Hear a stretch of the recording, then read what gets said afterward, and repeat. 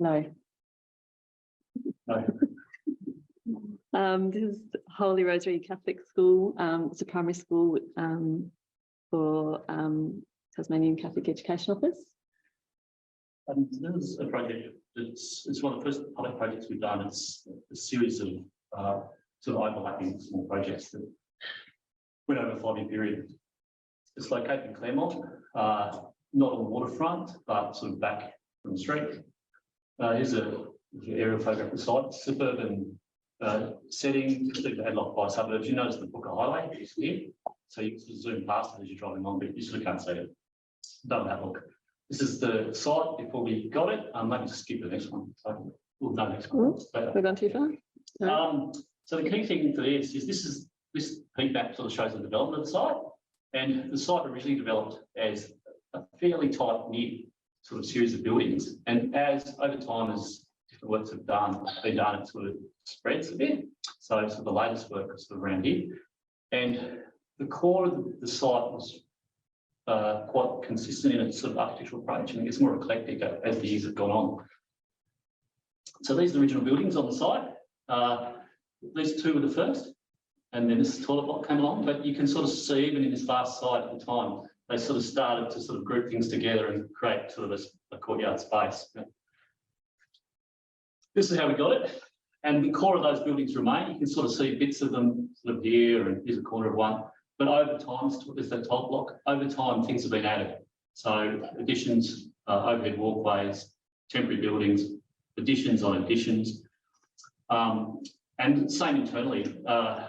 Different buildings have sort of little connections between two, and buildings don't even make it level. So part of our within the toilets, they're in a dire condition. So our brief is our brief. As a young practice, we got a call. Can we come out and do a temporary toilet block? Yeah, you bet we can. So I think the project officer wanted to test out using a shipping container as a toilet block and see where we could locate it on site. That was the brief. We'll do anything. This is what we did 5 years later, and it's still sort of plodding away a little bit. Skimming through it, we did do 2 new toilet blocks, 2 GLAs, in a single building. We relocated the library, which was temporary, established a multi-purpose community space, relocate learning support down into that, new offices for learning support, refurbish the new kindergarten space to take some 3-year-old program, and then a new prep building and create an early learning precinct plus some associated landscaping. This is, in retrospect, this is sort of a diagram of what's happened. Oh, that's me, sorry. Right. Go back. Do you want me to do it? Yeah, please. Okay, stop touching that. Sorry. So this, what we've done, we've stripped out a lot of the stuff in this courtyard that was gobbling into it at the temporary buildings and established a new building on the edge and re-established this courtyard at this edge. We've located a lot of the community spaces which are scattered around the site into this zone, and re-establish that courtyard edge there, and really sort of re-establish that courtyard in its own right. A new building over here along that axis for the early years, and then early years, sort of create an early years precinct with a new playground. And this is our site plan, our final one. So the buildings in orange are new, and the buildings in the lighter orange are completely refurbished. This is, so when we're thinking, what are the buildings? What are we going to do? These are the original buildings. Yeah, thanks, Jim.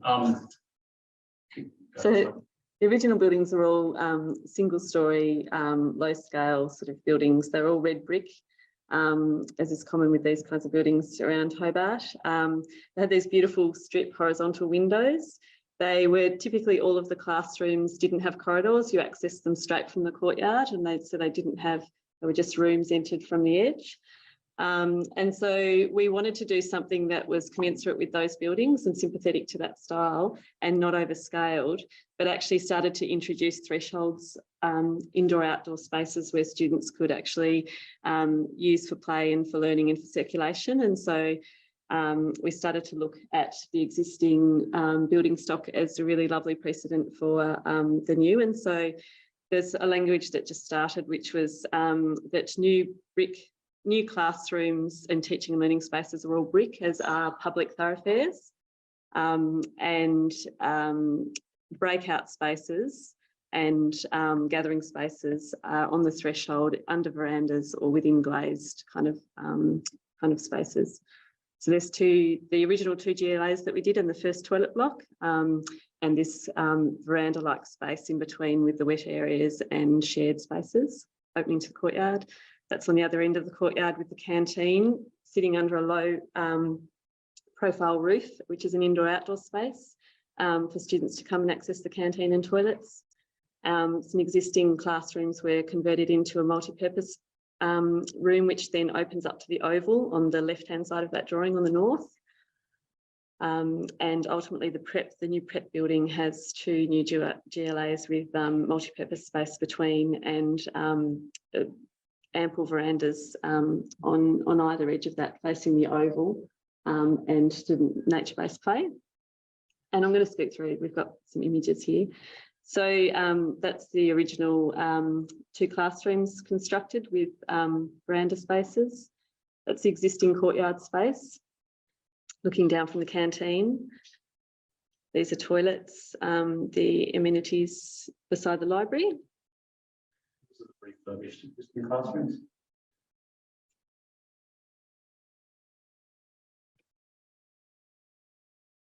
Thank you, Grace. Do you want us to start asking? Yes, go for it. Clearly, really surgical. Digby, would you like to ask anything to this project? I do. I'm just curious to know a bit more about the landscape scope and how much that played a role in site planning. Well, initially there was no landscape scope whatsoever. And so we made a conscious effort for the new building works to connect to the courtyard, which is an asphalt space. It's a very large asphalt space, which was resurfaced with turf. But so the initial parts of the project, there was absolutely no landscape brief other than connecting to that existing courtyard. But in the subsequent stages, so for the prep, there was the nature-based play space, which was part of the project, and connected the prep classroom to the kinder. Yep. So. Okay, thank you. Can you talk about the pop-ups? So you've let's say the surgical approach and care in terms of the old language of the building, but then the pop-ups. How do we talk about them as a care design decision? Yeah.